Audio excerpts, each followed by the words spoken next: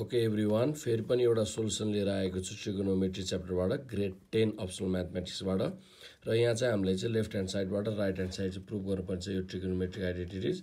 So here मैले पहिला left hand साइडलाई यत्तिकै सारेको छु र तपाईँहरूले चाहिँ जुन मेथड गर्न पाउनुहुन्छ र डाइरेक्ट एउटा दुईवटा स्टेप जम्प पनि गर्न पाउनुहुन्छ। मैले चाहिँ यहाँ तपाईँहरूले बुझ्नुहुन्छ बुझाउनको लागि मैले चाहिँ स्टेप जम्प गरेको छैन।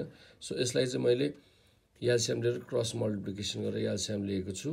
त्यसपछि लाएर dividing both numerator and denominator by 2 र यो किन गरेको छु त भन्दाखेरि अब यहाँ आएपछि चाहिँ √3/2 cos 40 प्लस 1/2 sin 40 हुनको लागि र यहाँ sin 40 cos 40 छ र यो 2 चाहिँ यहाँ माथि पुग्छ।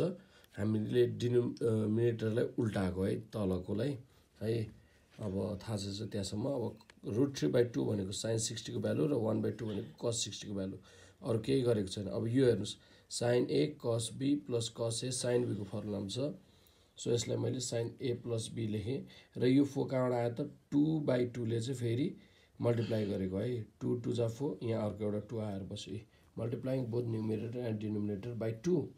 अब यहाँनिर आइसकेपछि तपाईँहरूले sin 100 डिभाइड बाई यो भनेको 2 sin theta cos theta multiple angle formula sin 2 theta हुनु पुग्दछ र त्यसपछि 4 sin यहाँ आएर मैले कास्ट रुल अप्लाई गर्छु। sin 100 भनेको 180 माइनस 80 हो र 180 माइनस 80 भनेको सेकेन्ड क्वाड्रेन्टमा चाहिँ हाम्रो साइनले चाहिँ साइन प्लस नै लिन्छ, पोजिटिभ हुने भयो हो। 180 भनेपछि यसले पार्टनर खोज्दैछु साइन नै रहन्छ हो। यो 2 थीटा गर्दा 2 4 जा 8, सो 2 × 40 80।